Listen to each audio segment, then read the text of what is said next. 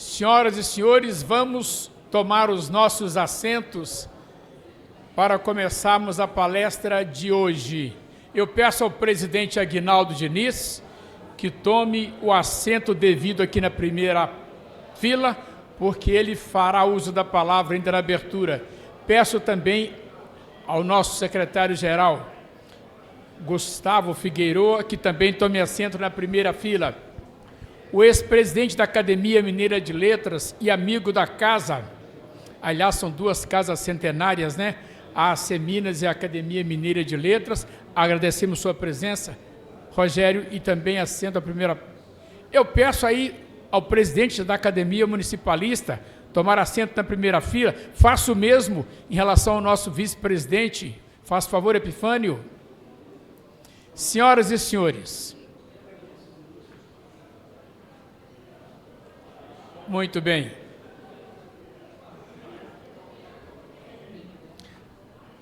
Senhoras e senhores,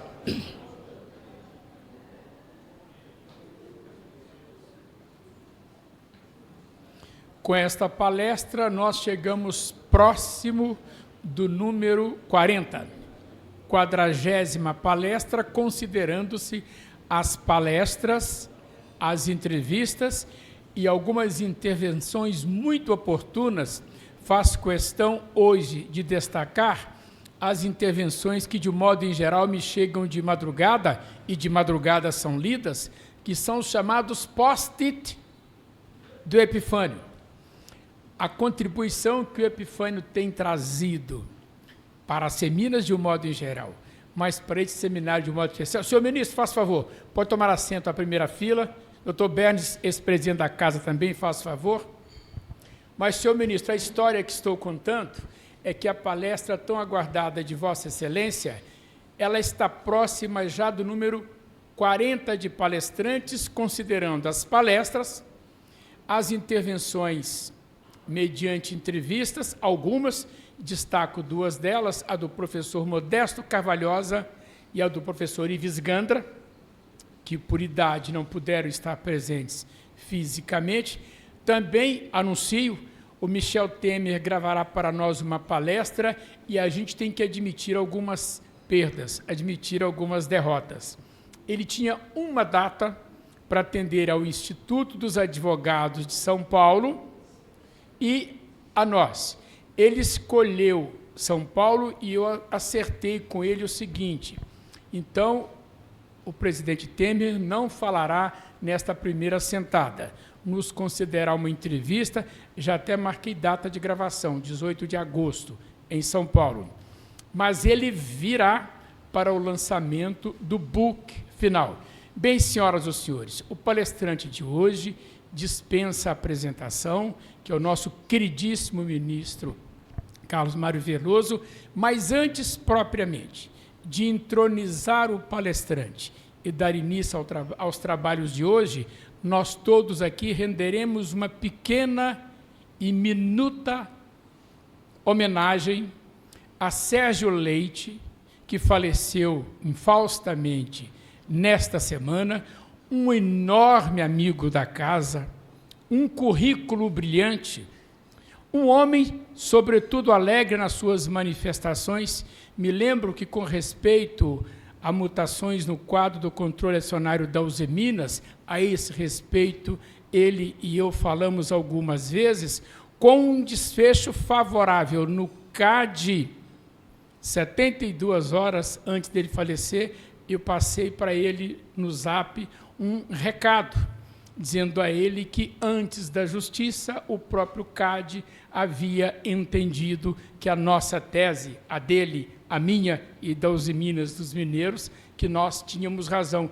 E ele me respondeu, curiosamente, com um coração vermelho, abraçando, naquele gestinho do emoji em movimento, de modo que, para mim, o Sérgio que eu guardo, e guardo em nome de todos nós, é aquele que não se esqueceu de nos deixar antes um abraço. Mas, por proposta do Gustavo, que abríssemos a sessão com esta homenagem ao Sérgio, é tradicional no Brasil fazer essa homenagem com um minuto de silêncio. Eu proponho que façamos diferentes. Nós vamos render esta homenagem póstuma ao conselheiro da Casa, Sérgio Leite, com uma exuberante salva de palmas.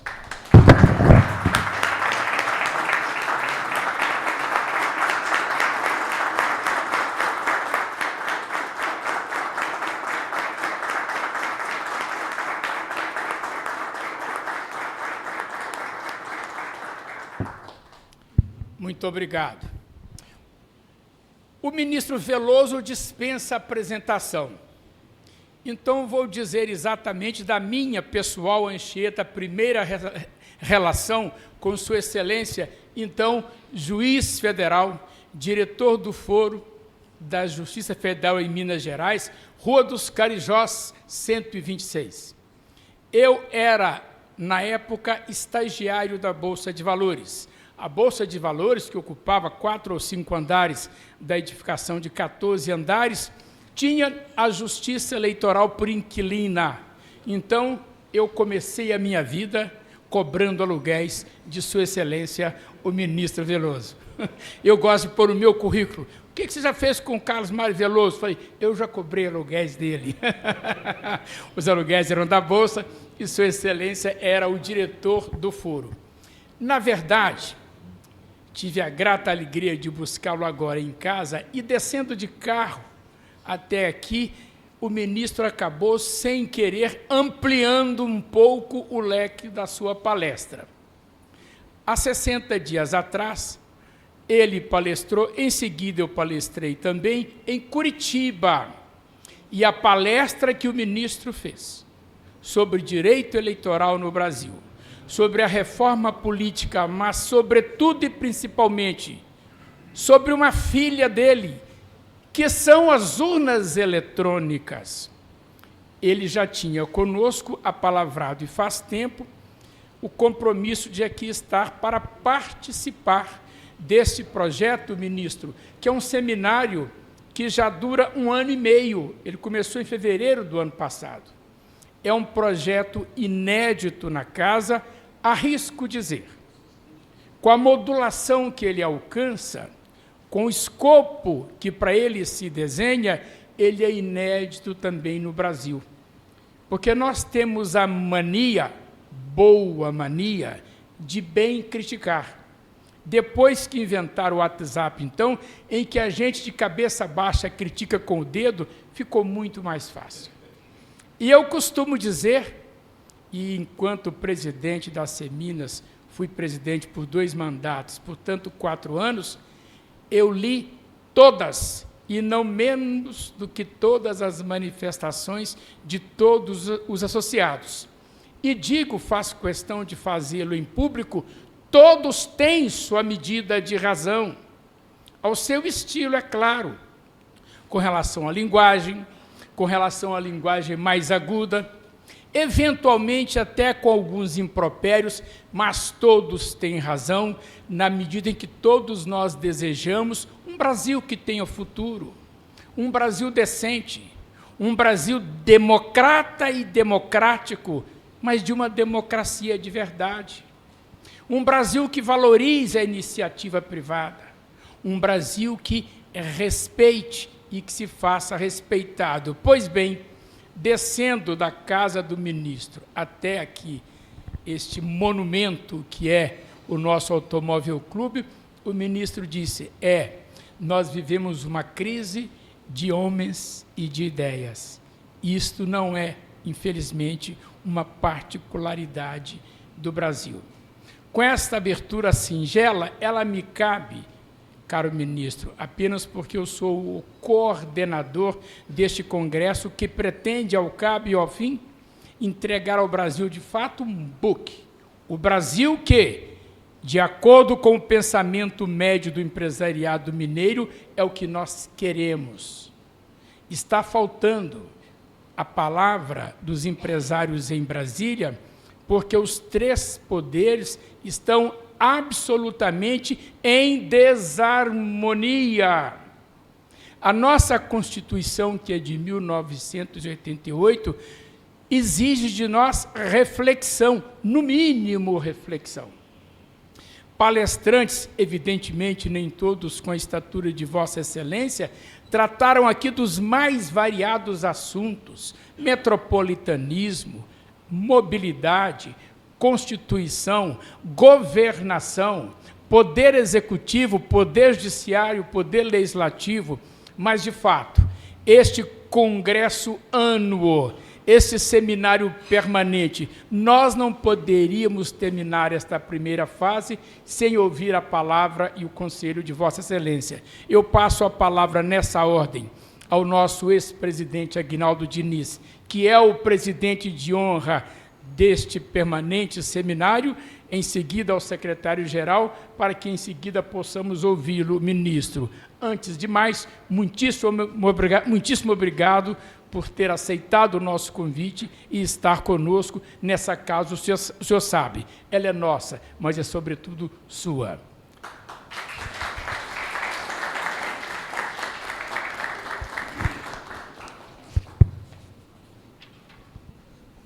Muito obrigado, presidente Anchieta.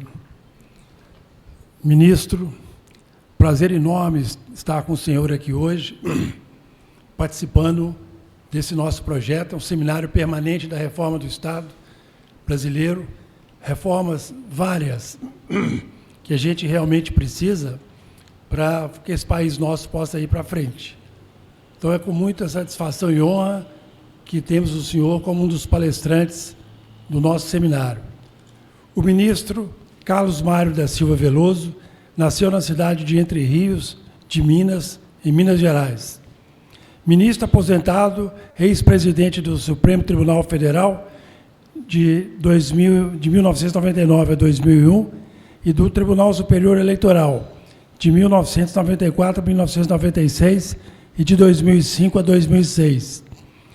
O ministro é professor emérito da Universidade de Brasília e da PUC-MG, em cujas faculdades de Direito foi professor titular de Direito Constitucional e Teoria Geral do Estado, Teoria Geral do Direito Público. O ministro nos brindará com a palestra Urnas Eletrônicas, um pouco da sua história. As urnas eletrônicas, eu só falo um detalhezinho. O Brasil tem cerca de 156 milhões de eleitores. O efeito das urnas é o seguinte, e as eleições fecham, na maior parte do Brasil, às 17 horas. Quando é 19 horas, nós já temos uma indicação dos vencedores na eleição. Em 2 horas, 196 milhões de votos são apurados. Então, esse é um resumo simples da urna eletrônica, que o ministro vai falar um pouco da história. Falar, Gustavo. Passo a palavra para o nosso secretário, Gustavo Figueroa.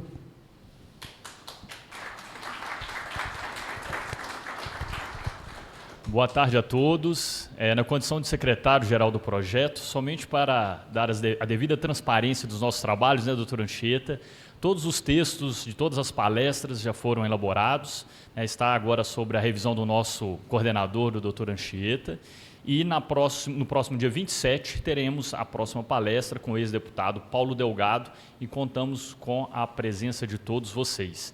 Vamos dispensar a leitura do regimento para aproveitar o maior tempo possível com o nosso ministro. Então, passo a palavra agora ao nosso ministro Carlos Veloso para estar conduzindo a palestra.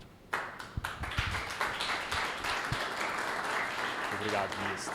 Muito obrigado.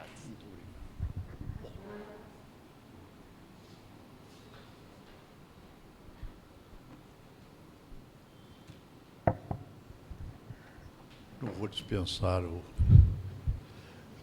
a tribuna.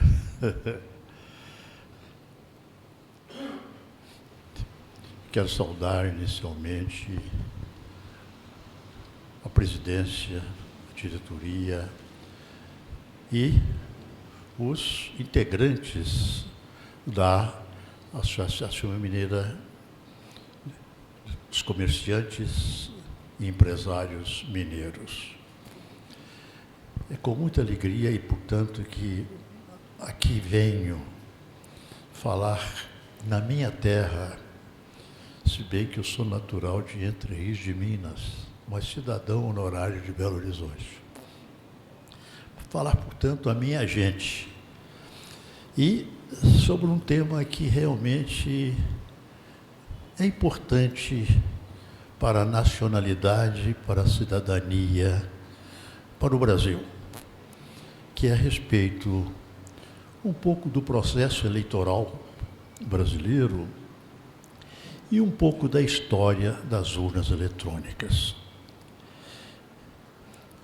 Quero agradecer ao Dr. Anchieta, o coordenador desse projeto. É muito importante um projeto,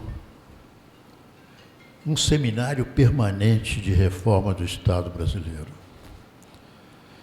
Precisamos pensar realmente nesses termos, porque na conversa que tivemos, Anchieta e eu, em minha casa, na Savassi até aqui, conversamos sobre problemas brasileiros e do mundo. E realmente verificamos que vivemos uma crise de homens e uma crise de ideias. Melhor será dizer, uma crise de ideias e uma crise de homens. Uma crise de ideias, e vejam que não é coisa só do Brasil. Está ocorrendo nos Estados Unidos hoje, um pouco na Europa. A Europa tem mais tempo de estrada, então tem mais gente que pensa a respeito do problema e no sentido de não criar o problema. De modo que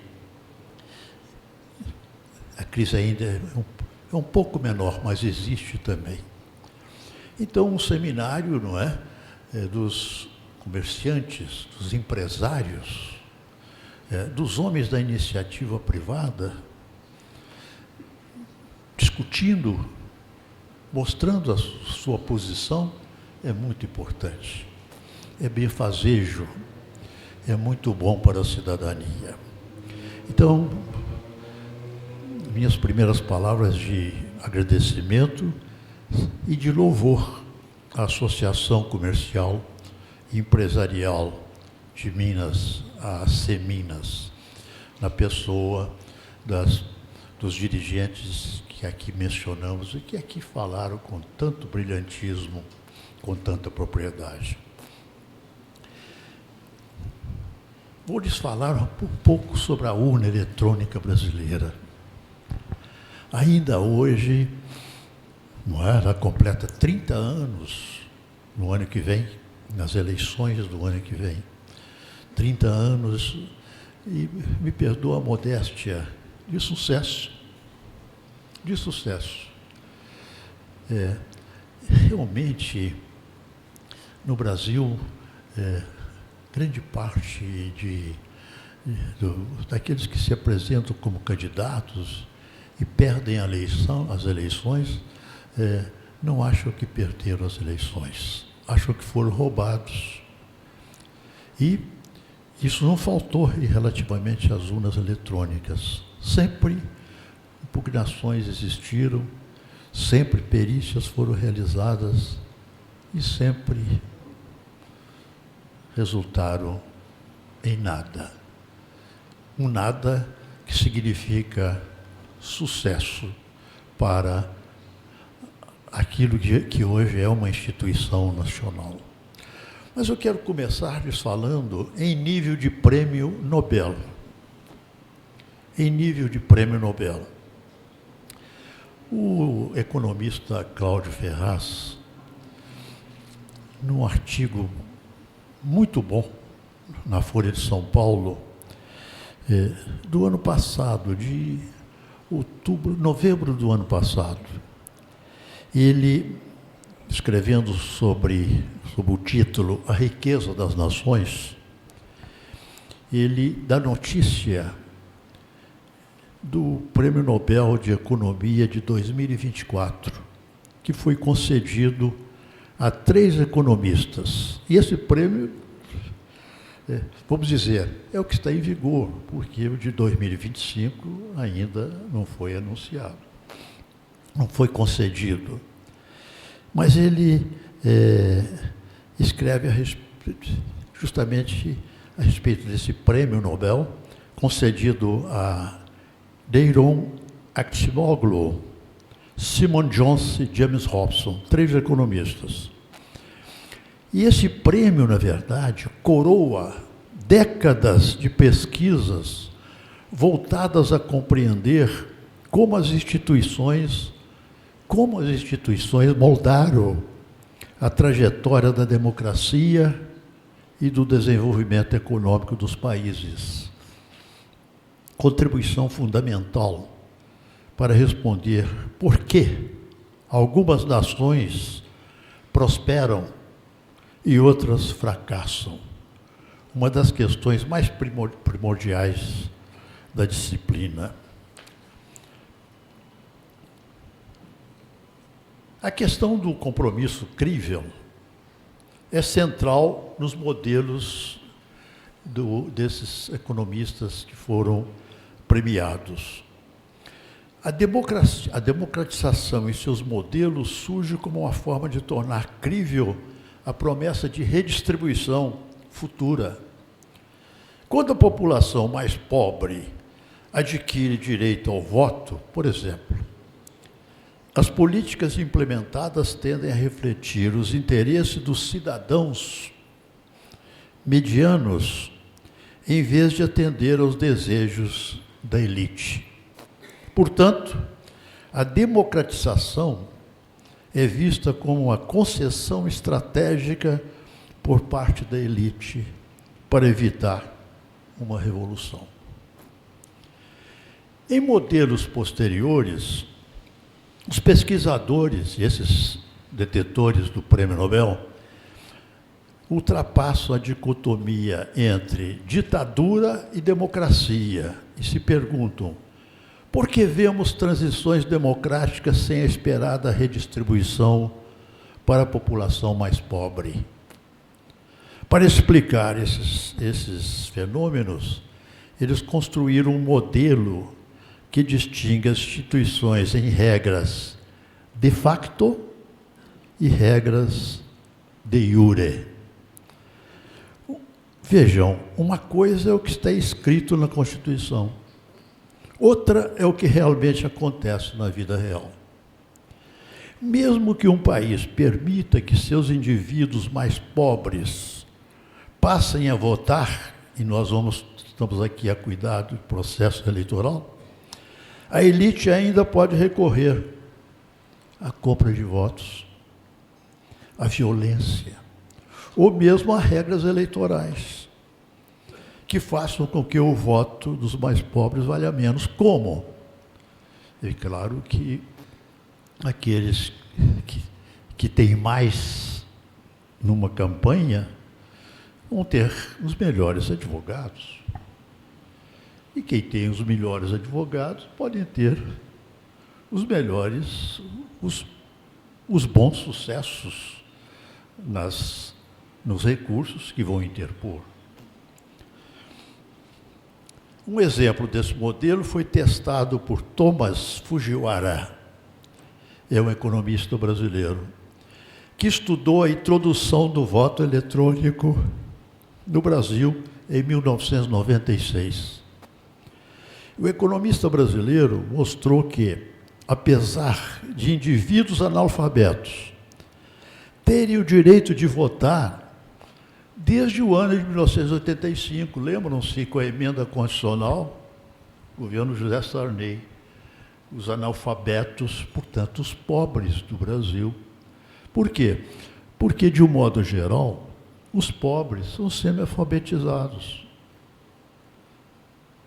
Então, numa eleição, os caciques imperam. E muito ligado à questão da crise de homens. Os caciques imperam. E compra de votos, violência, currais eleitorais. Esse modelo foi testado por esse Thomas Fujimori, por esse economista, que estudou a introdução do voto eletrônico no Brasil. O economista mostrou que, apesar de indivíduos analfabetos terem o direito de votar, desde 85, grande parte de seus votos serão anulados. A introdução do voto eletrônico mudou essa situação, garantiu mais representatividade de facto e mudou as políticas implementadas pelos políticos eleitos. Os modelos desses economistas, prêmios Nobel, nos ajudam a entender uma variedade de fatores que facilitam a consolidação democrática, como o nível de organização de sociedade civil, a desigualdade entre ricos e pobres e o impacto de crises econômicas. Ao incorporar a dinâmica política nas análises, seus estudos não apenas explicam por que algumas nações fracassam, mas oferecem dicas valiosas sobre como promover o crescimento econômico sustentável e inclusivo. Em momentos em que a democracia enfrenta desafios globais, e enfrentamos desafios globais, agora estamos quase que numa encruzilhada. Focar as instituições políticas é uma contribuição essencial e oportuna.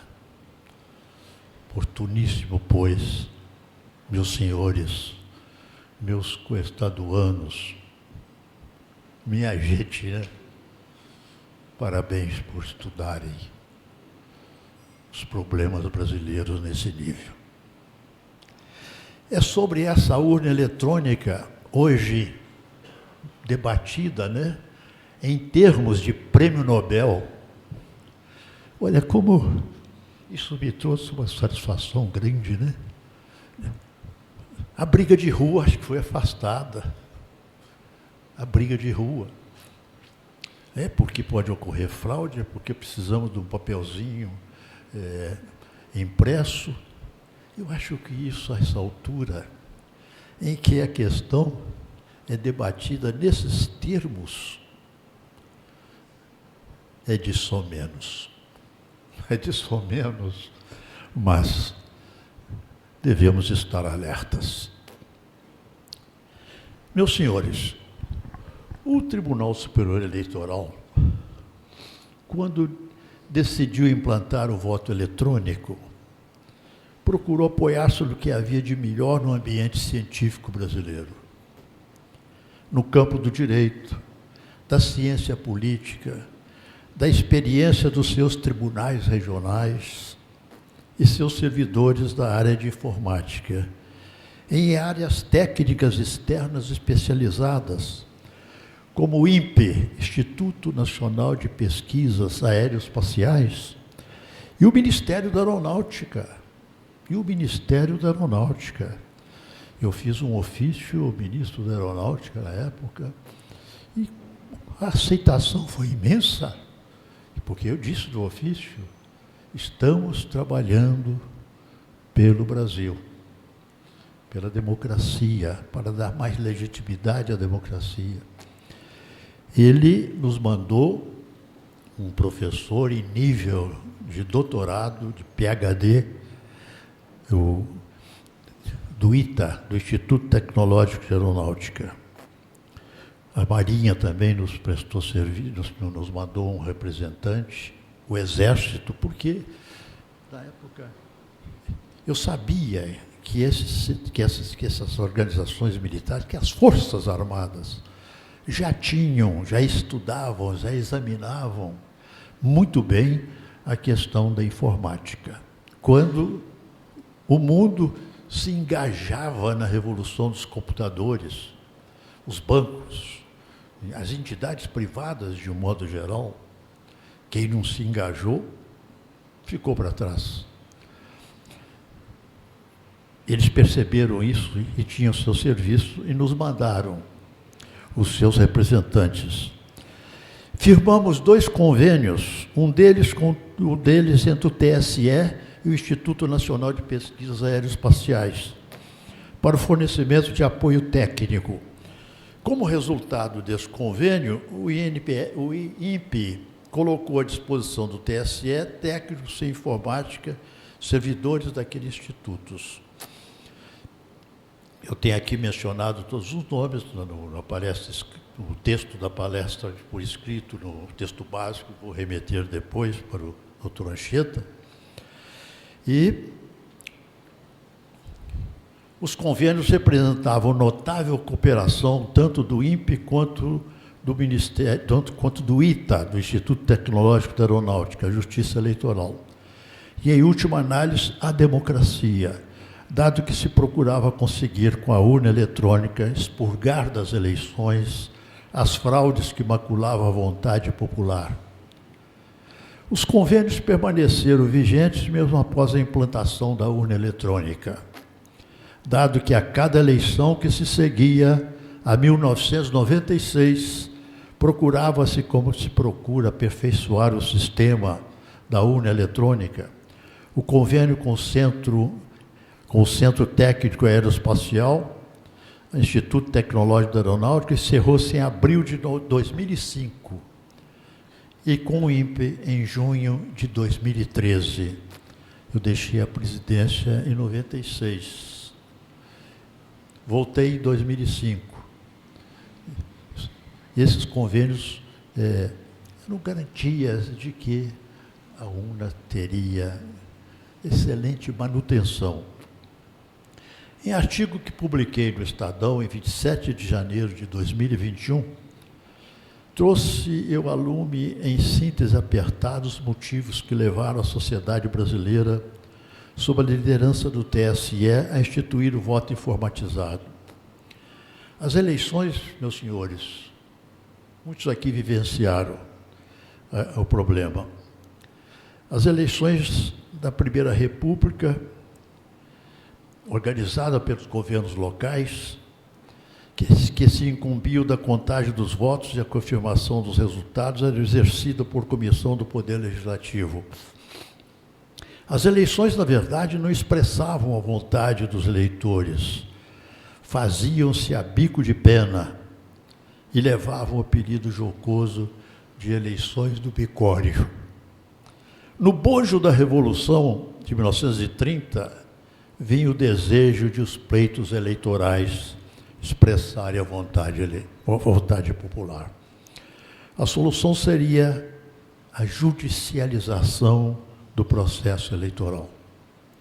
Aliás, essa judicialização chegou a ser imaginada no Império, com a Lei Saraiva de 1881, em que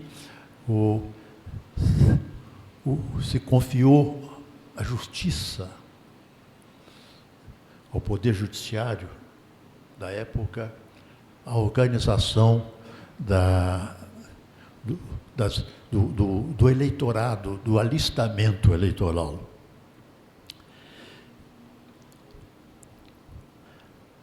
Criou-se, então, em 1932, com o Código Eleitoral de 1932, a Justiça Eleitoral. Judicializou-se, portanto, o processo eleitoral.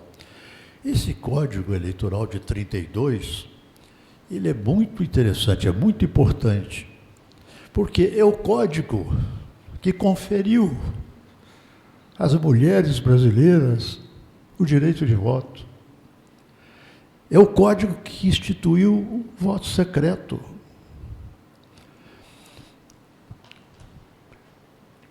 A carta outorgada em 37, a carta ditatorial, que simplesmente dava forma jurídica à ditadura do Estado Novo, extinguiu a Justiça Eleitoral, que foi restaurada em 45 com a redemocratização. O ativismo da Justiça Eleitoral, como há colesterol bom e há colesterol ruim, você tem também ativismo judicial ruim, péssimo, e ativismo judicial bom.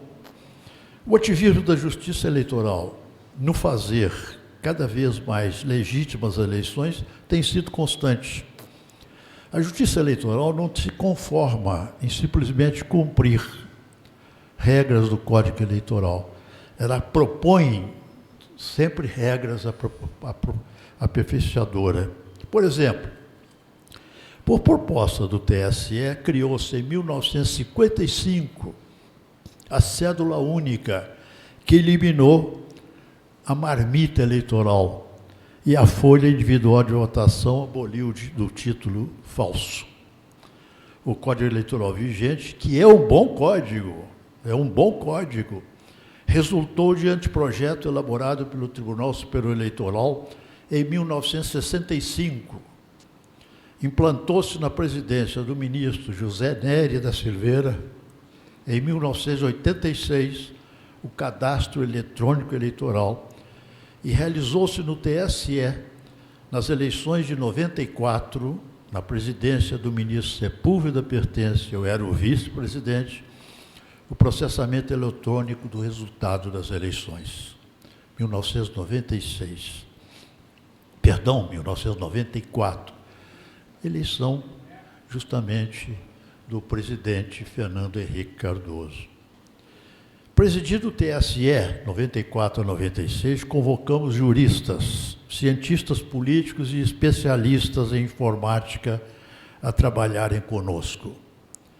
Constituímos, então, em 1995, o que a mídia denominou de Comissão de Notáveis, que foi dividida em 5 subcomissões temáticas.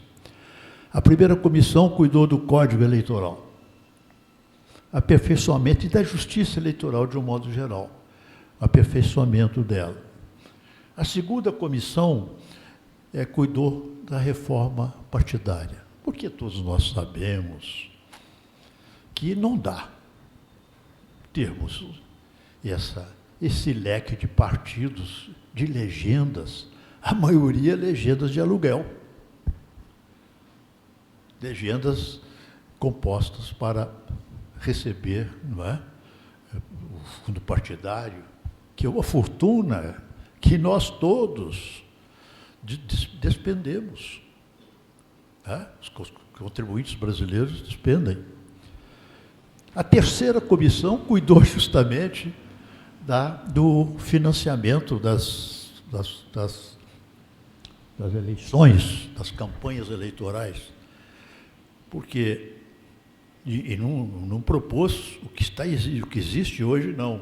Porque hoje o que existe é dinheiro no ralo, dinheiro público, dinheiro do povo no ralo. Realmente, isso precisa ainda ser repensado. A quarta comissão cuidou do sistema de voto, proporcional ou majoritário. É dizer, proporcional ou distrital, distrital puro ou distrital misto. A comissão opinou, me lembro-me bem, e isso foi encaminhado ao Congresso Nacional, pelo distrital misto. E isso está ainda em discussão.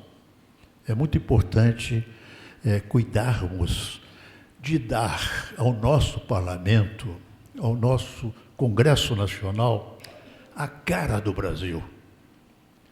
O Congresso que temos não tem a cara do Brasil, porque ele reflete muito poder econômico, reflete muito poder político, e isto não é bom.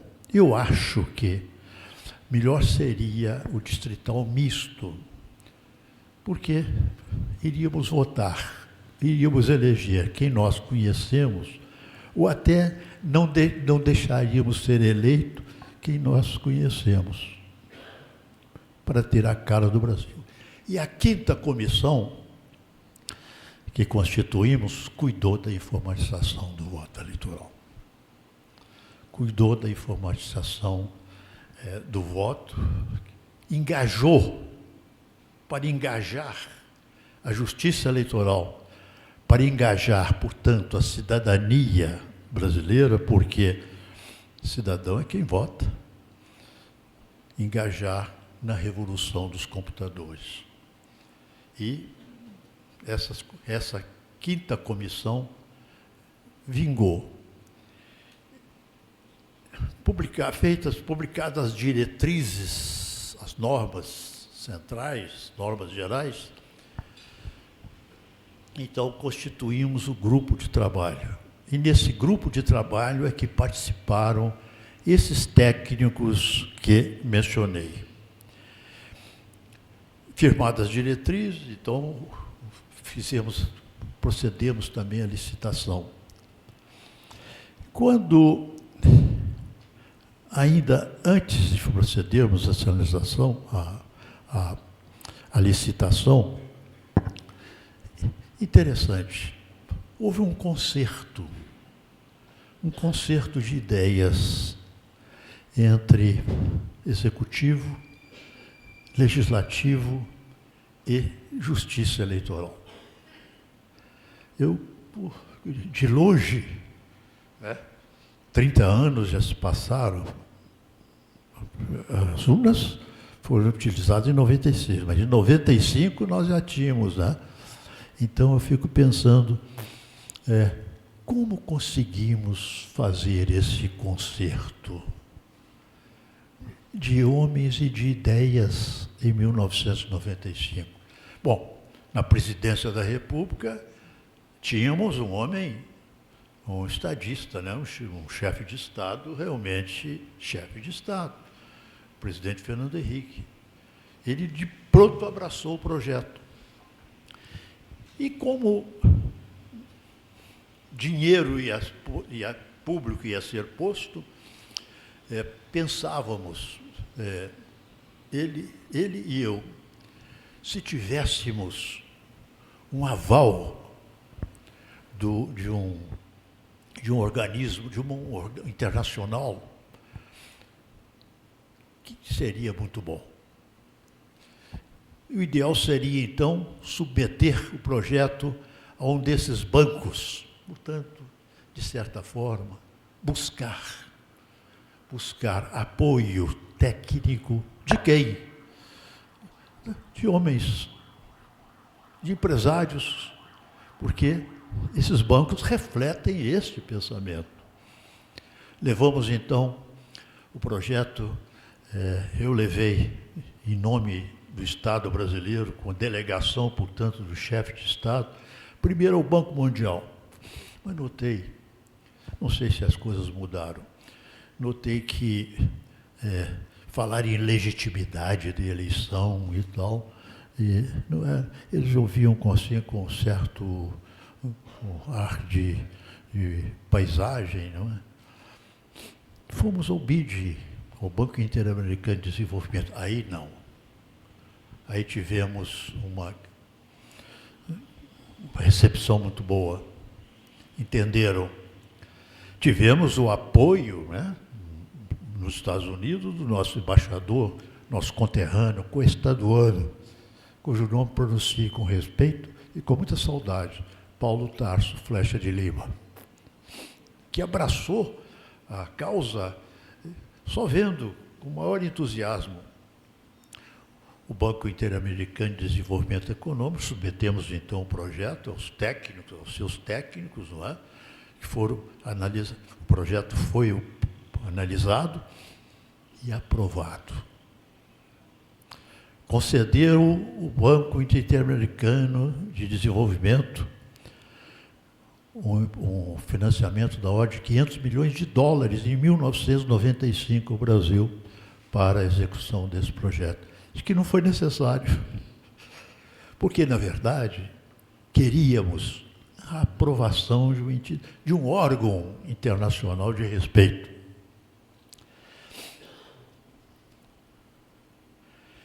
As urnas eletrônicas, elas não estão sujeitas à ação dos hackers. Essa praga, né, que são os hackers. A urna não está sujeita a isso. Por quê? Porque a urna não está online. E eu me lembro que nos debates, noites adentro, com os técnicos de informática, né, do INPE, do ITA, do TSE, dos tribunais regionais, então eu dizia, olha, não vamos ter a urna eletrônica no online, não. Mas isso é um atraso. Isso é um atraso, presidente, é um atraso. Eu falei, pois é, mas eu não sei não. Eu conheço o nosso povo. Ela não estando online, só entra nela com a marreta. Olha, é mencionado hoje como um grande sucesso não estar a urna online. Estar, portanto, não estar sujeita à ação dos hackers, os hackers. Os softwares ou programas são elaborados pelo TSE sob a fiscalização dos partidos políticos. Tudo está no chamado código de fonte, não é? Nós somos clientes do Banco do Brasil, do Bradesco, do Itaú, etc., etc. E todos nós funcionamos, pagamos com cartão de crédito, não é? Hoje temos até o Pix, mas tudo depende do código-fonte. Esse código-fonte, então, fica elaborado pelos técnicos do TSE, ficam 6 meses. Na eleição de 92 ficou 1 ano. O presidente Barroso era presidente do TSE e e resolveu até convocar, não é, as Forças Armadas a fiscalizar também. Eles ficam à disposição dos partidos, do Ministério Público, da Ordem dos Advogados do Brasil, de entidades técnicas que se interessarem e dos cidadãos de um modo geral. A carga dos programas das urnas, com sua adaptação às sessões eleitorais, é feita pelos tribunais regionais eleitorais 10 a 15 dias anteriores ao pleito, sob a fiscalização dos partidos políticos, do Ministério Público, da Ordem dos Advogados do Brasil e dos cidadãos que se interessarem. No dia da eleição, o presidente da mesa receptora dos votos imprime, antes de começar a votação, na presença dos fiscais dos partidos políticos, o boletim denominado Zerésima. Veja que nome, Zerésima. Tudo para mostrar que, na urna, ao iniciar a votação, ela contém 0 votos. O eleitor, ao votar, isto é, ao digitar, todos nós já votamos, estamos apenas lembrando, surge na tela o nome do partido, do candidato, a fotografia do candidato. O eleitor confirma, então, o seu voto. Se os dados e a foto do seu candidato não conferirem, ele pode ter errado na digitação, ele pode corrigir, tudo volta a estaca zero, ele novamente faz a digitação correta. Terminada a votação, o presidente da sessão eleitoral imprime, 5 horas da tarde, não tem mais eleitor na fila, não há mais fila, ele encerra a votação, 17 horas, e imprime o boletim de urna. O que é o boletim da urna? É a apuração da urna. Então, o resultado, aquele boletim, ele é tirado em várias vias. Uma via fixada na porta da sessão eleitoral. E outras vias são distribuídas aos fiscais dos partidos que estão ali e dos cidadãos que se interessarem. Isto quer dizer o seguinte: quando o TSE, porque esse boletim é remetido ao TSE, quando o TSE totaliza, o candidato, o partido já tem o resultado, porque ele recebeu, ao final, ao cabo da eleição, o boletim eleitoral, isto é, o resultado da votação daquela sessão. Eu acho que não há nada mais transparente do que isso.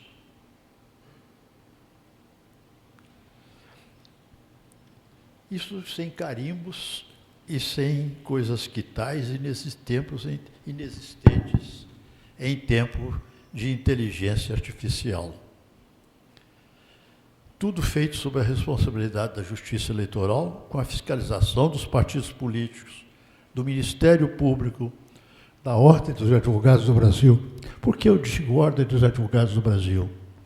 Porque realmente a Ordem dos Advogados do Brasil não é uma entidade que simplesmente fiscaliza os seus filiados, os advogados. Não. É a grande representante da sociedade civil. Tanto que a única que pode participar do controle concentrado de constitucionalidade, que pode propor ações do controle concentrado de constitucionalidade. Essa judicialização do processo eleitoral fez dele um dos melhores do mundo. O idealismo e a criatividade dos brasileiros sob a liderança da Justiça Eleitoral criaram e aperfeiçoaram o voto eletrônico, conferindo legitimidade ao voto popular. Mas há mais a ser feito. Bom, em termos de futurologia, eu acredito que não vai demorar muito, porque estudos têm sido feitos a respeito por técnicos, bons técnicos de informática, a possibilidade hoje de se votar por esse pequeno computador que temos no bolso, que é o celular. O momento vai chegar. A dificuldade está em que a Constituição cerca, né, o voto eleitoral de muitas garantias. O principal dela, o segredo, não é? O sigilo eleitoral. Mas quantas coisas têm sido feitas, não é? Neste campo de inteligência artificial. Quantas coisas têm sido feitas que eu tenho participado de algumas conversas e debates em que, pelos técnicos, de alguns técnicos de nomeada informática, consideram de fácil realização. Só que os técnicos, nós temos que pensar também na questão jurídica, não é? Da segurança que a lei e a Constituição emprestam a isso que realiza a cidadania. Eu quero voltar, ainda pedir um minuto de atenção, já que estamos falando sobre essa questão. Um caso ocorrido aqui em Minas. Em 1996, que se implantamos, portanto, a urna eletrônica, eu me lembro bem, eu voto sempre aqui em Belo Horizonte, eu nunca mudei meu domicílio eleitoral. Eu votei naquela escola estadual Antônio Carlos, a Rua Grão-Mogol, no bairro do Carmo. Residia, ainda resido por ali perto. E, quando eu terminava a votação, descia a escadinha, uma senhora se aproximou de mim, falando alto. Eu votei. Falei, mas a senhora não tinha votado antes? Não, tinha sim. Só que eu não sei ler nem escrever, nem muito pouquinho. Então eu entrava na cabine e escrevia qualquer coisa, lia qualquer coisa ali, fechava e entregava, mas sabia que não tinha votado. E agora? Eu apertei, levei a cola. Eu aconselhava que levasse a cola na mão, o número do candidato. Escrevo na palma da mão. Esta é a cola legítima. E na hora, abre a mão, copia aqui aquele número, fecha a mão, não é? E mineiro gosta de fechar a mão, né? Fecha a mão, para que ninguém saiba. E assim eu fiz, disse ela, votei. Vejam que coisa importante. Até hoje eu me sinto, fico emotivo quando me lembro disso, porque aquela pobre senhora, não é? Aquela senhora simples, a urna eletrônica fizeram com que ela se tornasse cidadão. A urna eletrônica fez com que ela se tornasse cidadã. Ela se tornou cidadã pela primeira, naquela oportunidade. Então, vamos relacionar com o Prêmio Nobel de 2024 de Economia, em que justamente se acentua, não é? A garantia de facto do direito de voto aos brasileiros mais pobres, aos brasileiros tão cidadãos quanto nós, da elite. Mas há mais a ser feito. Falei em futurologia. Continuemos a debater a questão do sistema de voto.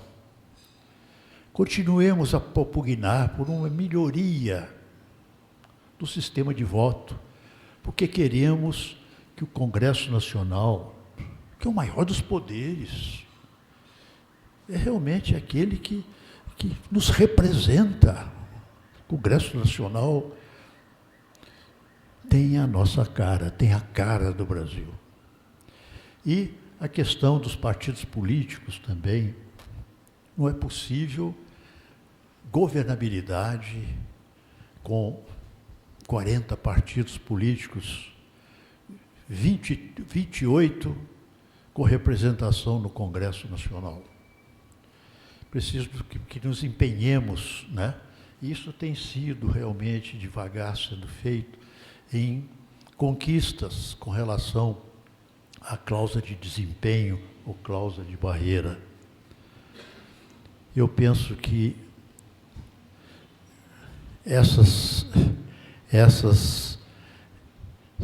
se continuarmos nesse debate, e nada melhor do que num projeto, né, que debate o Brasil, os problemas do Brasil, nada melhor do que colocar essas questões, né? Eu acho que a Justiça Eleitoral tem feito a sua parte, e eu acho que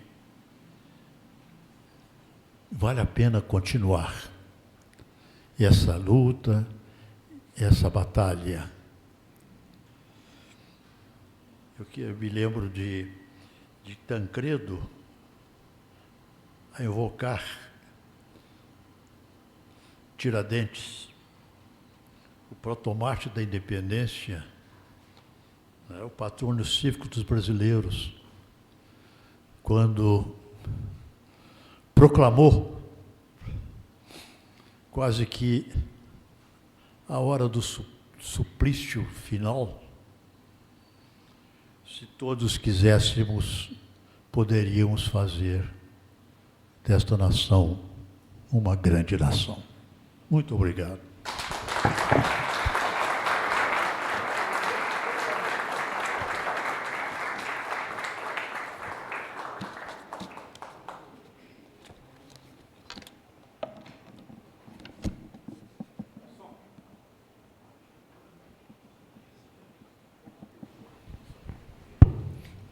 Ministro, parabéns. Brilhante palestra. Muito obrigado. Obrigado, digamos nós. Ministro, nós vamos agora participar do debate. Eu faria para o senhor uma primeira pergunta. Quais foram as principais dificuldades que o senhor e o TSE tiveram para consolidar a implantação das urnas eletrônicas? E uma segunda questão, se outros países têm procurado o Tribunal Superior Eleitoral para ver o exemplo da nossa urna eletrônica implantar em outros países. Perfeito. Essa é uma pergunta realmente muito boa. Eu tinha até tomado notas para falar a esse respeito. Ainda na presidência do TSE, primeiro, nós tivemos esse contato, não é? A apresentação do projeto ao BID. Mas o senhor falou nas dificuldades. Realmente, as dificuldades iniciais foram muito grandes. Mas interessante, muito grandes, até por parte de colegas, porque entendiam que o brasileiro não tinha condição de votar pelo computador. Mas eu dizia, não é? Debatendo, inclusive, com meus colegas do Supremo Tribunal Federal, no TSE também, no TSE menos, porque o TSE compreendia as dificuldades da época, não é? As fraudes que ocorriam, os votos, o engravidamento das urnas antes da apuração, o mapismo na apuração. Seria preciso realmente, seria de extrema necessidade o engajamento na revolução dos computadores. Mas eu dizia, aqueles pessimistas, brasileiro não pode votar, eu falei, é o contrário. É claro que um teclado de um computador complexo, um programa complexo, até nós temos dificuldades, não é? Muitos de nós sabemos mexer com o computador, o básico. Muito bem. Mas se tivermos uma máquina, um computador, feito apenas para aquele momento de votar, não é? A coisa fica diferente. Quando lançamos a ideia, recebemos propostas de organizações, fábricas, de empresas norte-americanas, francesas, belgas. E eu dizia, inclusive com convite para visitar as fábricas, etc. Convite só de governos, ou do judiciário, de governos. Vieram convites de governo. O Estado da Virgínia nos mandou convite. Um ministro nosso foi com delegação para conhecer, e foi na companhia do Paulo César Camarão, que foi o técnico que comandou a parte técnica, que coordenou esses técnicos todos. Imaginem, todos esses técnicos coordenados. Interessante que ele nunca me levou um problema sem solução, porque surgiram problemas, claro.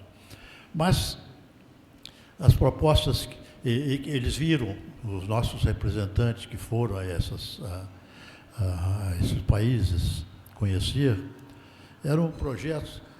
A urna eletrônica americana era uma geladeira, uma coisa desse tamanho, com uma cortina, desenrolava a cortina para o sujeito voltar em sigilo.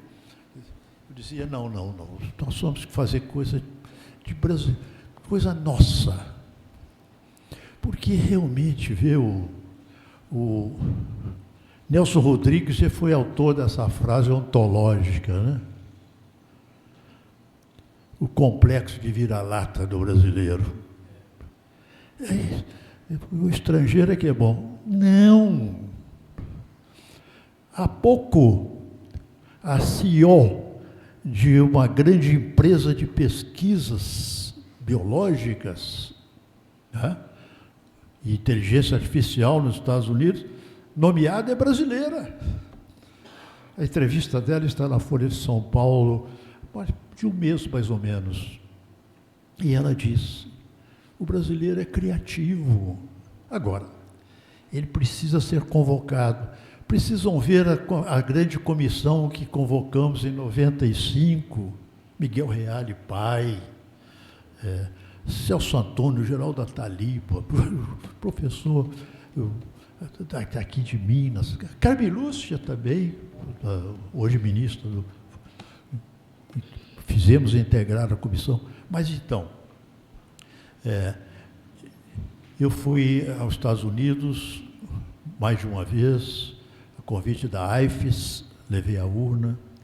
Da segunda vez até, levei a urna, ela está entronizada, doei com autorização do tribunal, através do Itamaraty, uma urna eletrônica, a IFES. A IFES é uma fundação internacional que cuida de eleições dos Estados Unidos e principalmente em países africanos. Ela ajuda a fazer eleições com legitimidade. Ela tem a urna nossa entronizada lá na primeira sala dela, da recepção. Então, estive também na França, em Issy-les-Moulineaux, a capital dos computadores, tudo que é, claro, a convite, né? Atendendo o convite. Levamos a nossa urna, não é? Treinamos alguns diplomatas brasileiros e eles ficavam à disposição informando como funcionava. Filas de brasileiros ali residentes, de franceses, conhecer a nossa urna. Agora, e ela é hoje utilizada em vários estados norte-americanos. A nossa urna, o modelo da nossa urna. Na Geórgia é um dos países, que a Geórgia, capital Atlanta, em Atlanta está o Carter Center, né? É um centro montado pelo presidente Carter. Os americanos têm disso, os presidentes, né? Eles têm verbas para justamente constituir depois fundações desse tipo. E a urna foi levada lá, debatemos durante 3 dias, havia técnicos, lembro-me bem do representante, professor universitário, uma das universidades americanas, debateram com os nossos técnicos em Atlanta. E ela é objeto justamente disso, de consulta, assim, de países do primeiro mundo. Quando o presidente Biden e o secretário de Estado norte-americano deu uma entrevista dizendo que a urna brasileira é confiável, o sistema eleitoral brasileiro é confiável, ele não fez isso, eles não fizeram isso de graça, não. Porque nesses debates todos que tivemos lá em Washington, em Atlanta, é claro que tinha representantes da CIA. Tinha, sem dúvida. Quer dizer, e certamente um professor universitário e certamente um técnico em informática. E constataram, não é, com seus próprios olhos, que realmente a nossa urna, submetida a todo tipo de impugnação por eles, resistiu. Então, sua pergunta, que é uma pergunta inteligente, eu respondo: não. O primeiro mundo rende-se à criatividade, no caso dos brasileiros.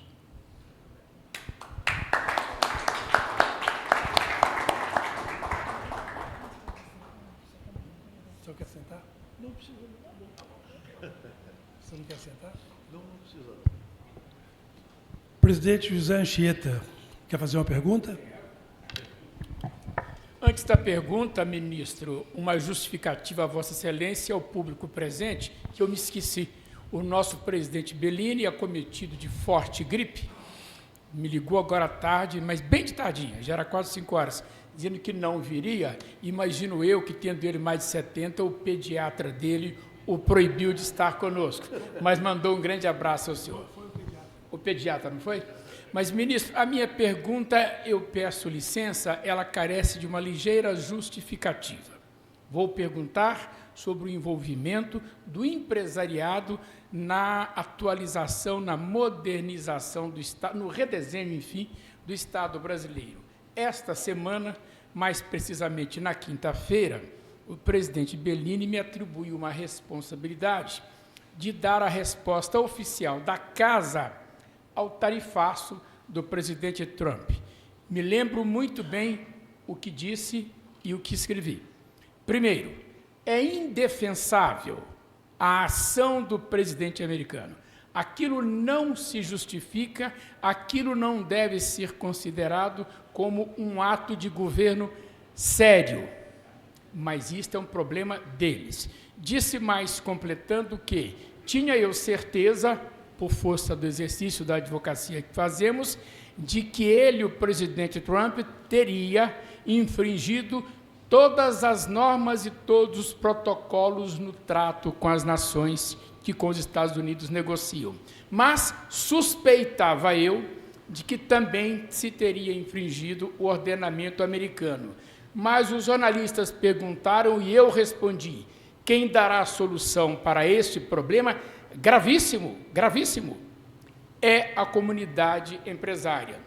E vejo desta maneira, as empresas brasileiras que lá detêm estabelecimento conseguem, pela OMCE, através dos mecanismos do OMCE, fazer transferência de patrimônio e chegar ao mercado brasileiro sem enfrentar frente a frente, vis-a-vis, o tarifaço. Em segundo lugar, a necessidade que tem os Estados Unidos de produtos que só nós, efetivamente, produzimos e entregamos.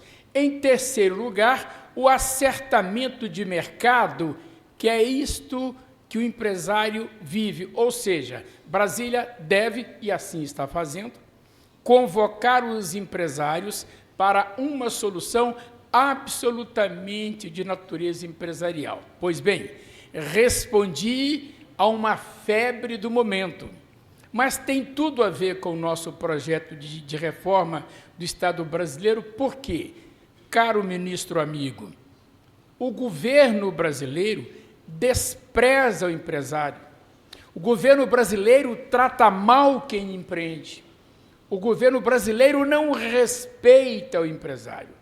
Eu teria vários exemplos para dar, fico só com o último, uma reforma tributária, sobre cuja reforma tributária não se ouviu o contribuinte, e ela passou pelo Congresso Nacional em menos de 72 horas. E o que é mais grave, e nem é segredo, distribuiu-se naquela noite milagrosa 7 bilhões de dinheiro em emenda PIX a cada um dos deputados. Detalhe, era previsível que desse errado, e deu errado. Brasília não consegue entregar ao Brasil as leis de enchimento. As leis que a alteração na Constituição Federal se fez para abrigar uma reforma tributária, que certamente não será esta. Fiz a necessária explanação. Na reforma do Estado brasileiro, nós não vamos conseguir fazer o todo. Mas por onde é que devemos começar? E é este o ponto. Nós não queremos estar fora desse debate. O empresário não quer estar fora desta mesa, deste banquete. Defendi, em várias de minhas afirmações, que talvez mediante a criação de algo à semelhança do poder moderador, invenção de Benjamin Constant, mas, na verdade, eu me senti um tanto desmoralizado com esta sustentação por uma razão. Primeiro, ministro, colega seu, do Supremo Tribunal, vindicou para si, para o tribunal, a condição de poder moderador. Quem é poder, já é poder. Não pode estar se automoderando. E depois, também, egressos da caserna, das Forças Armadas Brasileiras, chamando para si a condição de moderador. Me desculpem, quem exerce o poder de guarda constitucional não modera, faz cumprir a lei. Então, a pergunta, me desculpem ter me delongado, é exatamente esta. Nós não queremos ficar de fora. O Estado esqueceu da gente. O Estado esqueceu de quem paga a conta. Como é que nós vamos quebrar essa crosta de Brasília? Aliás, e só para terminar, Paulo Brandt, não vejo aqui hoje o Paulinho, mas num dos debates dentro deste programa, ele diz o seguinte: Anchieta, Brasília vai muito bem. Que bobagem reformar Brasília. Em Brasília as coisas estão muito bem assentadas, o salário é ótimo, a segurança é ótimo, Brasília tem até PIB. Então o problema não está em Brasília, o problema está no Brasil, mas o problema do Brasil é Brasília. Ministro, qual o primeiro passo de nós empresários para a gente participar desse banquete? Essa é uma boa pergunta. Essa é uma boa pergunta, não é?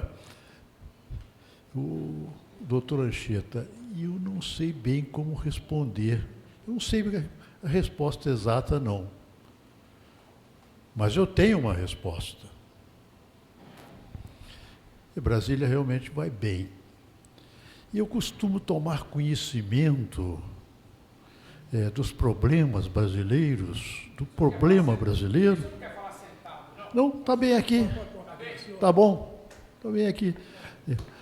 Os meus poucos anos de vida ainda me dão a segurança de ficar de pé. Não, e depois o seguinte, ficar de pé diante dos mineiros é um dever.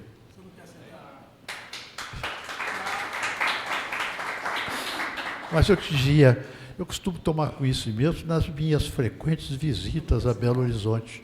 Não, obrigado. Aqui, em pé aqui está bom. Eu estou escorado. Muito bem. É realmente. Porque Brasília, inclusive, tem dois aspectos físicos. Você tem a Brasília dos políticos, da esplanada do Ministério, no Palácio da Praça dos Três Poderes e da esplanada dos Ministérios, e você tem hoje a Brasília dos brasileiros que vivem lá tranquilamente.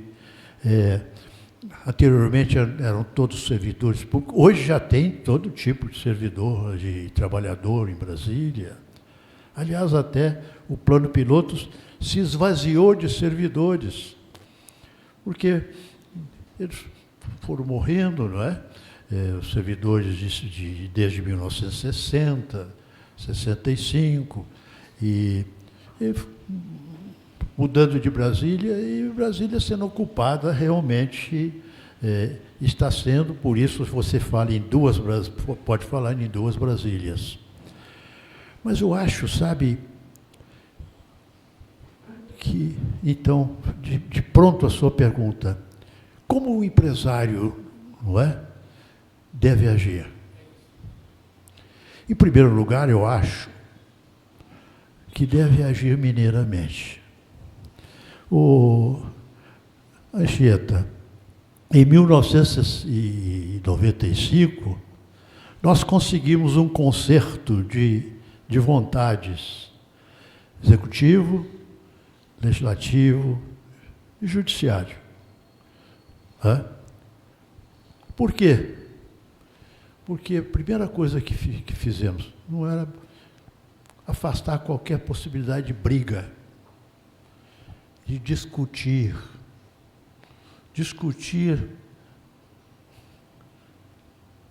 discutir mesmo, sem descanso.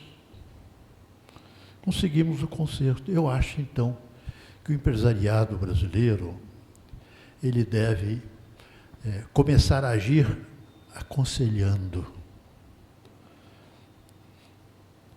querendo participar do debate. Porque, correto, a reforma tributária se fez sem ouvir quem paga imposto, quem paga tributo. Não é?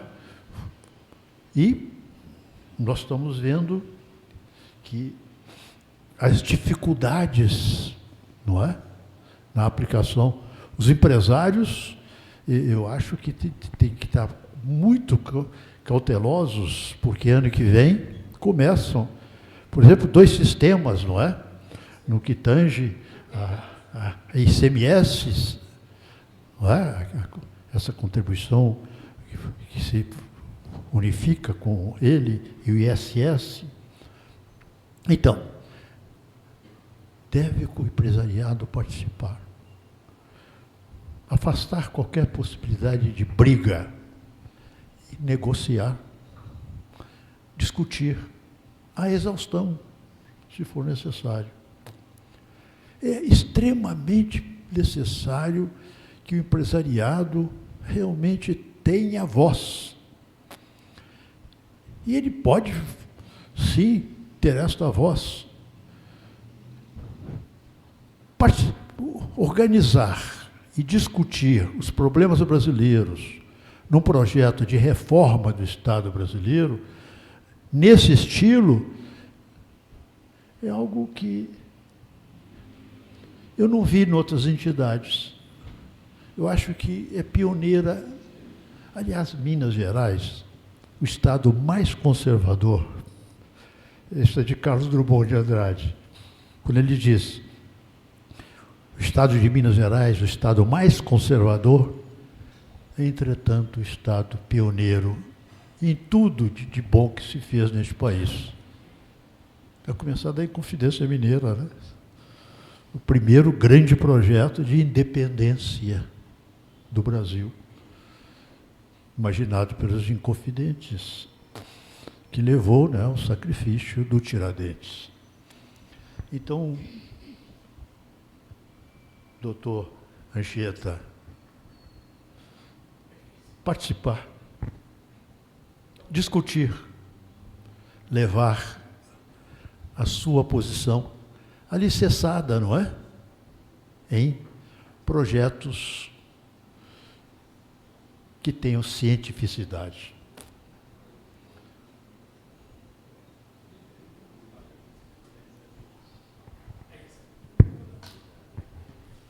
Bom, pessoal, nós vamos abrir para perguntas.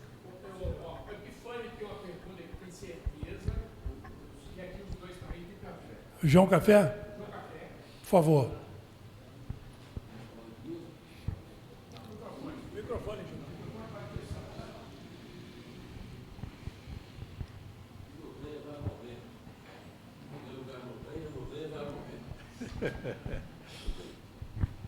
Ministro Carlos Veloso, em primeiro lugar, quero dizer que a presença de Vossa Excelência na Seminas é um momento alto para a nossa casa.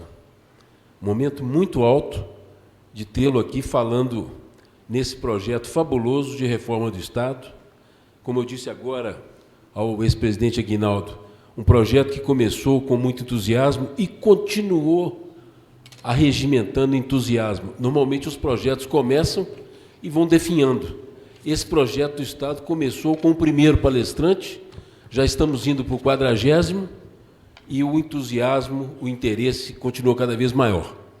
Na semana, no início do mês, há 2 semanas atrás, recebemos aqui a ministra Carmen Lúcia, que não pôde estar fisicamente conosco, mas veio pela internet, esteve conosco numa tela e foi muito gentil, muito solícita e se apresentou no projeto de reforma do Estado. Naquela ocasião, eu tive a ousadia de fazer uma provocação a ela, que vou tomar a ousadia de fazê-la também a Vossa Excelência. Eu brinquei dizendo a ela que fui no meu livreiro, que sempre frequento, procurar para dar de presente o livro que eu tenho, que é o do grande Fernando Pessoa, o livro do Desassossego. E o livreiro me disse: não, João Henrique, nós não vendemos a Constituição Federal. Então, o livreiro achava que o livro do Desassossego era a nossa Constituição. E, realmente, a Constituição tem nos causado algum desassossego. Vossa Excelência falou aí dos partidos de aluguel, falou do voto distrital, das incoerências do nosso sistema eleitoral, e ele está todo integrado na nossa Constituição. Eu pergunto a Vossa Excelência se nesse projeto de Estado, em que se repensa o Brasil, se é momento de nós pensarmos também de mexer no livro do desassossego, me referindo à Constituição Federal, se está na hora de pensarmos no novo livro que venha traduzir o Brasil com mais segurança jurídica, com mais certeza jurídica, para que nós possamos, cada qual, desempenhar o seu papel sem o desassossego que nós vemos a cada semana em tom de escândalo, em tom de beligerância entre os poderes, em tom de agressão, de mentiras. O Brasil está cansado desse enredo novelesco em que nós nos encontramos. E não sei se é o momento de termos aí uma reforma constituinte, idealizar uma nova escrita constitucional para o Brasil. A sua opinião a respeito desse assunto nos é muito cara, pela sua trajetória, pela sua experiência, pelo seu tirocínio de brasileiro mineiro tão grande que Vossa Excelência é. Muito obrigado, e eu quero muito ouvir a sua resposta. Doutor Café é um velho amigo, colega, de maneira que nós nos entendemos bem. E eu começo respondendo a essa indagação com um pensamento. As instituições valem por si, mas a grandeza delas depende das pessoas que as fazem funcionar. Doutor Café, eu acho que o problema aí é menos da Constituição, é muito mais das pessoas que estão encarregadas de fazer funcionar as instituições brasileiras. A começar pelo Congresso Nacional. O doutor Anchieta mencionou ali bilhões em emendas que representam o quê? Aquilo que o Supremo Tribunal condenou, naquilo que jocosamente foi chamado de mensalão, e que teve uma participação esplêndida de um mineiro, Joaquim Barbosa, não é? O primeiro negro mesmo a integrar o Supremo Tribunal Federal por seu mérito, que foi o relator daquela ação penal denominada, que se denominou chamar mensalão. Então eu acho, sabe, doutor Café, que o problema é menos da Constituição, porque se abrirmos a Constituição, ela tem defeitos. A obra humana tem que ter defeito mesmo, não é? Não há obra humana sem defeitos, infalível. Só a obra divina que não tem defeitos. Mas se abrirmos a Constituição, do primeiro artigo ao último, nós vamos verificar que vivemos até numa república de sonhos, que ela prega boas ações. Agora, essas boas ações recomendadas estão sendo cumpridas? Esta me parece a questão. Agora, é preciso reformular. Mas, como é que vamos reformular? Seria vamos chamar uma entidade de classe para reformar? Vamos chamar os militares para reformar? Nada disso. A responsabilidade é do povo, é nossa. Primeiro, temos que escolher melhor. Agora, temos que dar ao eleitor garantias. Daí que eu enfatizei uma reforma do sistema de voto.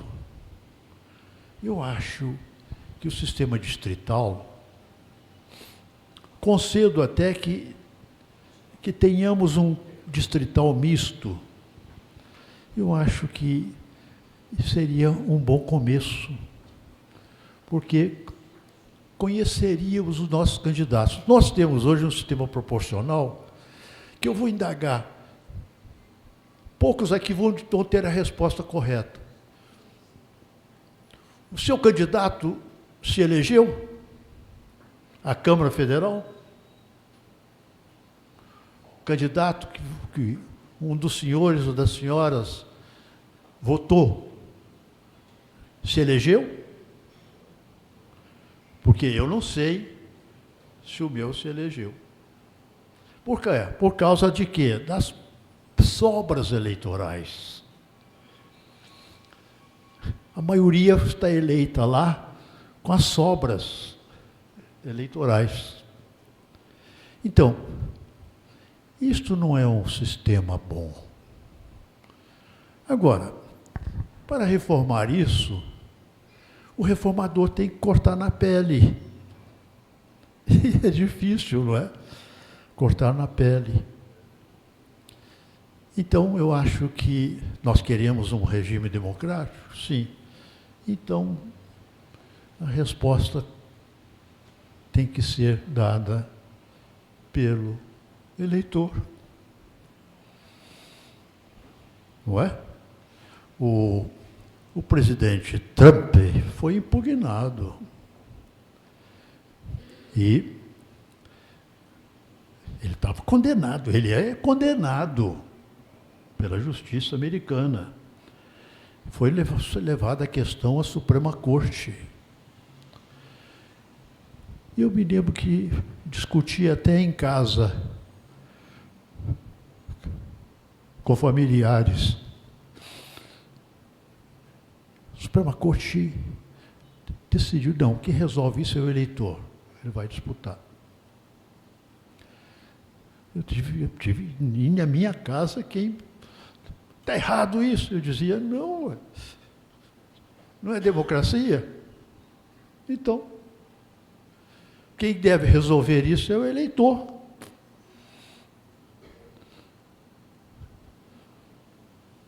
O eleitor votou nesse cidadão que realmente eu concordo inteiramente com o presidente Pellini, não é? Está alheio, não é? Outsider de todos os valores que conhecemos. Agora, na metade do seu mandato, portanto, em 2026, nós vamos ter eleições parlamentares nos Estados Unidos. Quem sabe não teremos uma mudança? Quem sabe? Isso interessa ao mundo, porque os Estados Unidos realmente eles são o xerife em termos, né, de comércio internacional, em tudo. Em tudo, não é?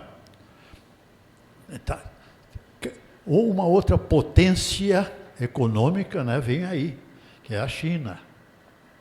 Agora, eu lhes pergunto, será que o Império milenar chinês seria melhor do que o Império americano?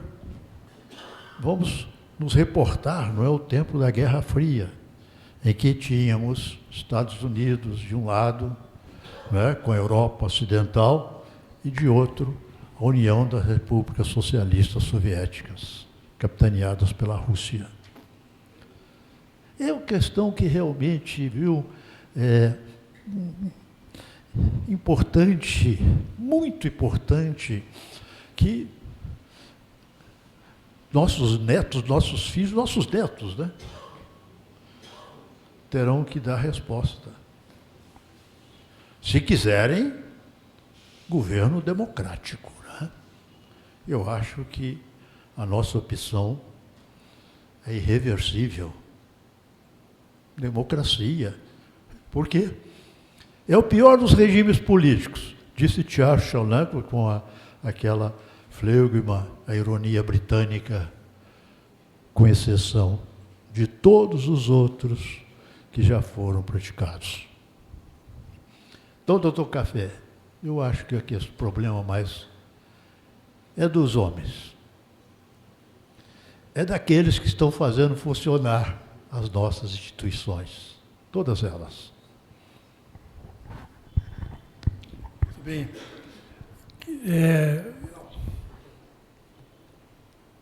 Nós teríamos, então, mais duas perguntas pelo adiantar da hora. Por favor. Posso fazer duas? Não, faz uma só. Vou tentar. Só uma. Eu quero saudar e felicitar o ministro mais uma vez pela sua resistência, que mesmo de pé ele fala ex-cátedra, não é? Desprezando a cadeira que está aí ao lado. Mas a pergunta que eu tenho que fazer, que eu gostaria de fazer, ela é bem prosaica e ela requer, a meu ver, não uma resposta técnica ou política, mas uma resposta bem leiga, porque eu tenho dificuldades, por exemplo, embora eu tenha um irmão que seja egresso do ITA, e ele já me explicou isso, mas eu gostaria de ouvir uma resposta leiga sobre o código-fonte, uma definição de código-fonte que tem dado tanta polêmica, não é, no nosso debate político. Muito obrigado.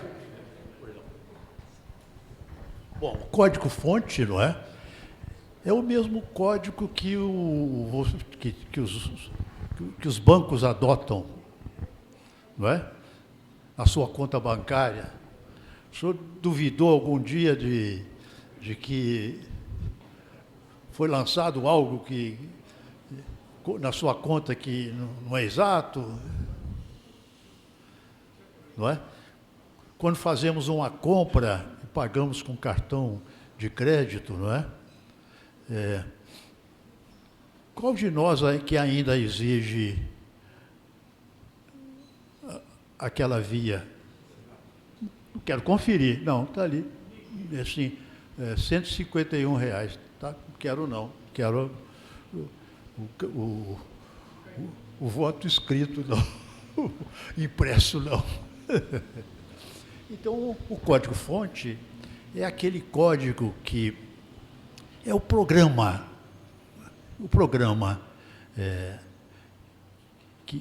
que é formulado antes, não é? Que vai conter, vai abrigar os votos que serão dados e que, não é? É elaborado de tal forma que qualquer alteração que se faça nele, ele não vai rodar. Exatamente esse código-fonte, ele é elaborado pelos técnicos em informática do TSE, sob a fiscalização dos partidos políticos. OAB, Ministério Público, OAB importantíssima, porque ela que representa, na verdade, a sociedade civil brasileira. Quem fiscaliza vai deixar sua assinatura. Eu quero ver, eu sou do partido tal. Pois não.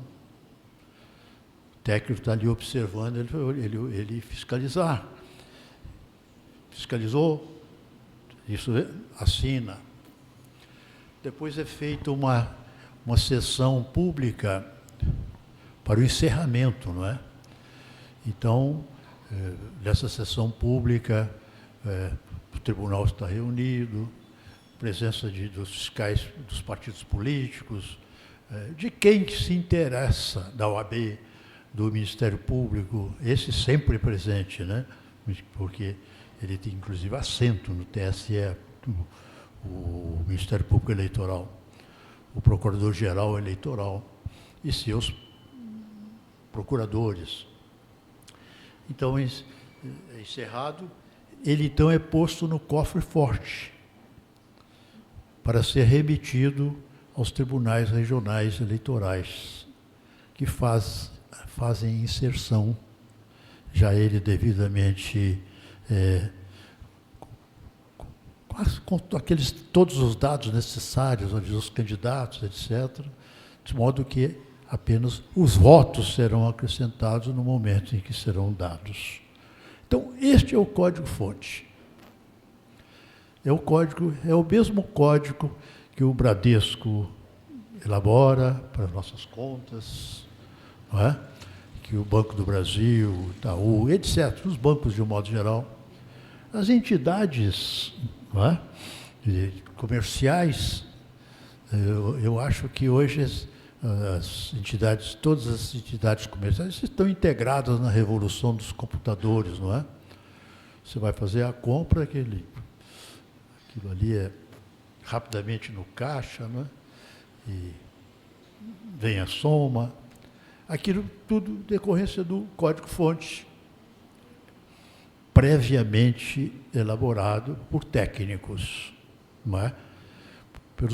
Pelos homens que elaboram os programas de informática, não é? Adequados para cada uma das entidades que aqueles técnicos prestam serviço, não é?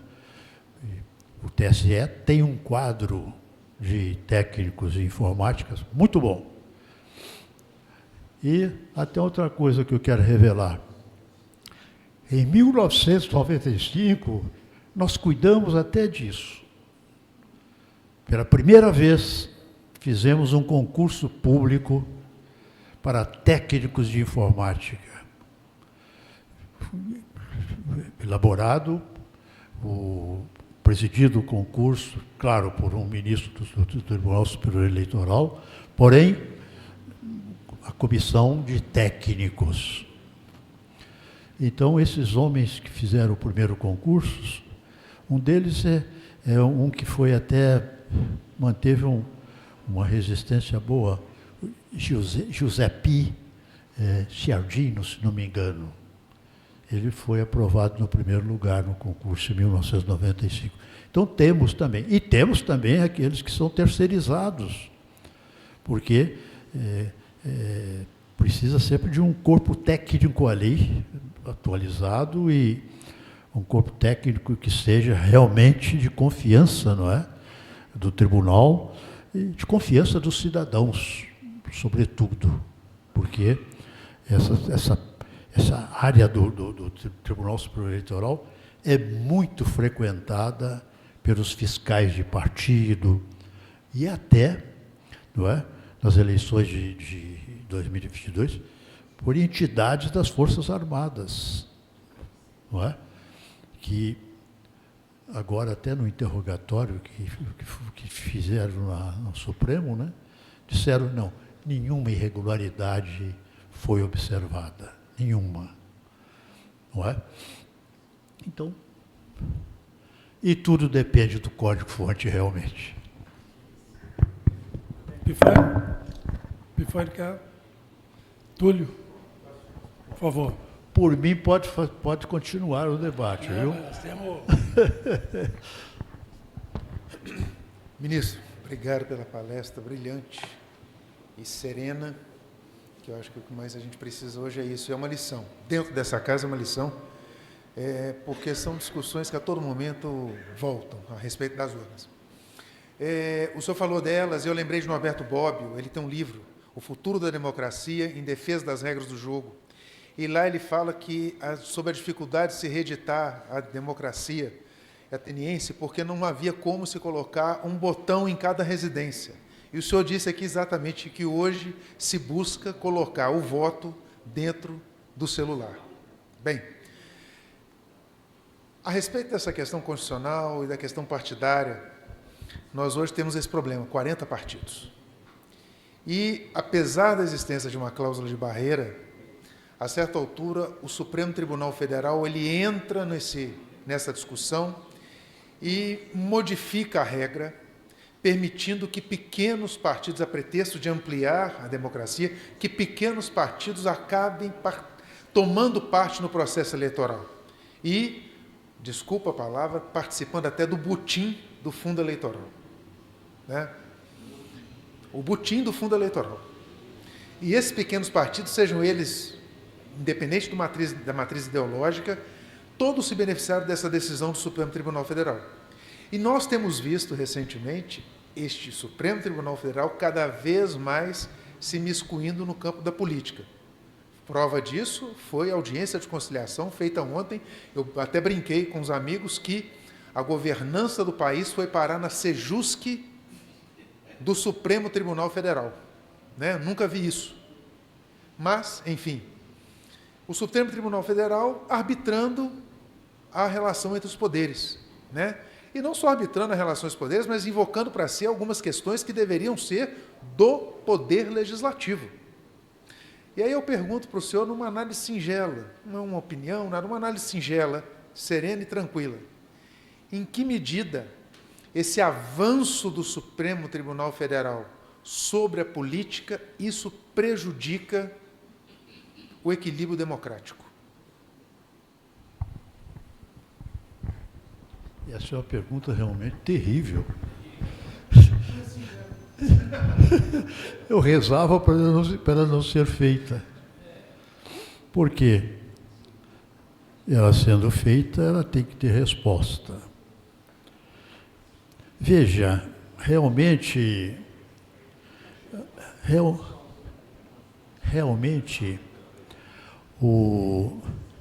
a cláusula de barreira, ela foi imaginada pela comissão do TSE, a que cuidou do sistema de voto e a que cuidou do sistema do partidário. E a recomendação do TSE, da comissão, foi justamente no sentido daquela cláusula de barreira que o Congresso, eu dizia, gente, tem que pôr essas questões mineiramente. Né? Vamos discutir, vamos demonstrar que o que se propõe é bom. Vamos ver se, né, a toda a tese surge uma antítese do debate entre tese e antítese, surge a síntese. Né? Sem embargo de que essa síntese passa a ser uma tese e começa a surgir também a outra antítese. Porém, vamos discutir, e essa cláusula de barreira passou. Foi uma das sugestões dessas comissões que eu mencionei aqui do Tribunal Superior Eleitoral, da comissão, a grande comissão de notáveis, né, em 5 comissões temáticas. Surgiu. E eu vou dizer aqui, porque eu já escrevi isso e já publiquei até por mais de uma vez. O Supremo incorreu numa falta, num erro. Ele se equivocou, querendo realizar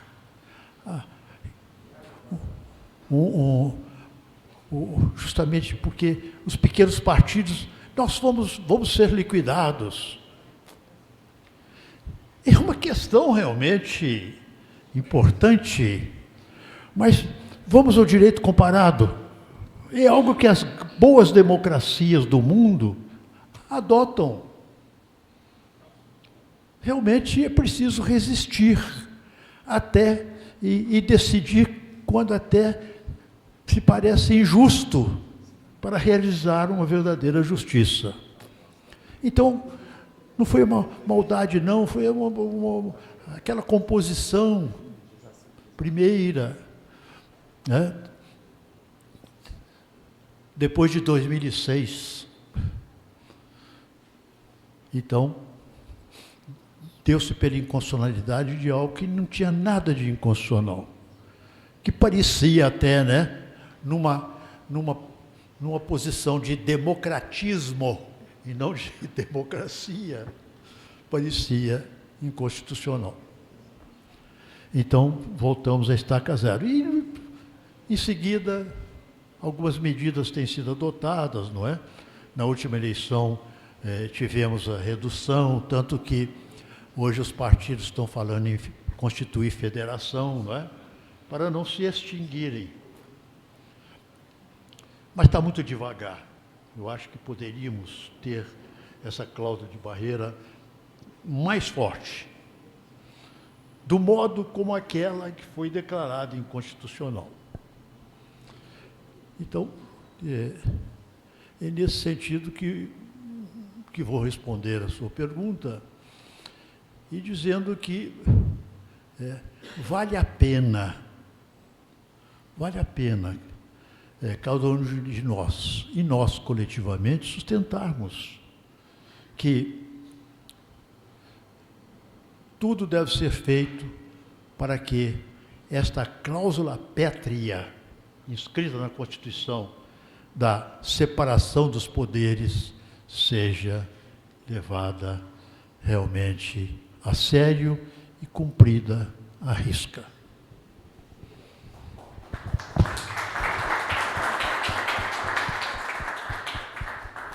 Encerrando o nosso debate, o Rogério Faria Tavares, presidente emérito da Academia Mineira de Letras. Obrigado, presidente Aguinaldo. Boa noite, presidente Anchieta. Eu saúdo a todos os amigos aqui que compõem o colegiado desta sessão, com muita fraternidade, muita gratidão por termos partilhado juntos desse momento. E queria me dirigir rapidissimamente ao ministro, como eu prometi aqui, para dizer da minha alegria de ouvi-lo e também para lembrar a todos de que nós estamos não só diante de um jurista ou de um juiz que atuou por tanto tempo no Judiciário Brasileiro, na Justiça Federal, depois no Supremo Tribunal Federal, enfim, no TSE, mas estamos também diante de um professor que lecionou por muito tempo, que teve uma vida universitária longa, importante, né? Que fez da sala de aula um ambiente para partilhar o conhecimento, para produzir o conhecimento e para partilhar o conhecimento. Eu, como filho de professora e sobrinho de 10 professoras, sempre privilegio e destaco a figura do professor, não é? E o senhor é um professor, e é também um doutrinador, é também um autor de vasta doutrina jurídica expressa em muitas publicações, não só em livros, mas também em artigos de revistas, em artigos na imprensa. Então, ministro, é importante, nesse momento, destacar o seu caráter poliédrico, de intelectual múltiplo, que atuou, sim, no judiciário brasileiro, mas que atua na imprensa, atua na literatura jurídica, na literatura especializada e, sobretudo, na sala de aula. Por tudo isso, o senhor, já há muitos anos, integra a nossa casa de Alfonso de Guimarães, a casa de outros juristas como o senhor, não é? Que é a Academia Mineira de Letras, a que eu tenho a alegria de pertencer. Queria até fazer uma homenagem aqui à nossa querida Ieda Prates Bernes, minha colega, representada aqui por seu filho Eduardo Bernes. E dizer da alegria de conviver com o senhor naquele ambiente, que é um ambiente de produção do conhecimento e ambiente também de circulação do conhecimento. É uma honra para nós, é um orgulho para nós ter o senhor entre os nossos membros, entre os nossos colegas, porque o senhor honra a cultura jurídica de Minas e honra a intelectualidade mineira. Eu estou fazendo agora um livro que vai ser publicado em dezembro sobre os 120 anos de Afonso Arinos de Melo Franco. São 16 ensaios. Vamos lançar no final do ano, né? E ali eu pude confirmar mais uma vez a centralidade do papel de Minas Gerais na produção de conhecimento qualificado, né? De que Afonso Arinos é um dos grandes expoentes. E o senhor é um dos herdeiros da alta qualificação intelectual que nos foi legada por homens como Afonso Arinos, Vitor Nunes Leal, Oscar Dias Correia e tantos outros que integraram a nossa casa de Alfonso de Guimarães. Então, eu queria agradecer muito essa oportunidade que tive de ouvi-lo. Queria parabenizar a Associação Comercial de Minas, nas pessoas dos presidentes Aguinaldo Diniz, José Anchieta e Cledorvino Bellini, com quem eu tive a honra de trabalhar por alguns anos. Parabenizar por esse projeto tão bonito, que é um projeto de reflexão, que é um projeto também de produção e de circulação do conhecimento, num clima de fidalguia, de cordialidade, de respeito, num clima civil, de boa convivência, em que a gente reaprende a arte de escutar e a arte de ser escutado, em que a gente reaprende a arte do diálogo. E o ministro muitas vezes aqui falou, é importante conversar, é importante propor, é importante negociar. Essa é a essência do mineiro. Foi isso que eu aprendi na minha casa, do meu pai, que é do Cerrado Mineiro, que o senhor conheceu também, tão bem, e da minha mãe, da Zona da Mata Mineira. Nós somos o povo do diálogo, o povo da negociação, da conversa. E isso, esse conjunto de valores, essa cesta de valores, o ministro Carlos Mário carrega desde sempre. Né? Muito obrigado, boa noite, foi um prazer para mim estar aqui.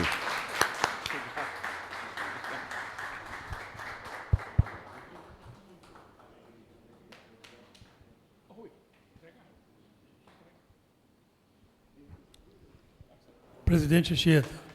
Rui Araújo? Nós vamos convocar aqui o vice-presidente Rui Araújo para fazer a entrega ao ministro desse mimo, o A e as Seminas, e do livro Razão às Seminas, que conta a história das Seminas nos últimos 4 anos.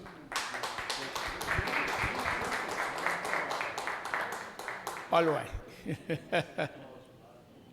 Mas, ministro, Vossa Excelência não vai carregar peso, não. A nossa assessoria vai entregar na sua casa. Viu?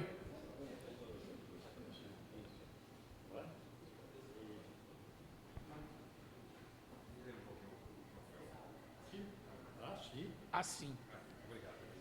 Uai.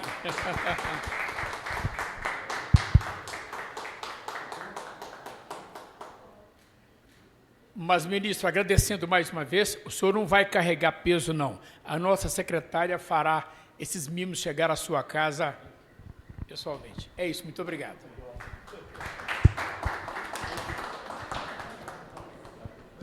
Muito obrigado, ministro.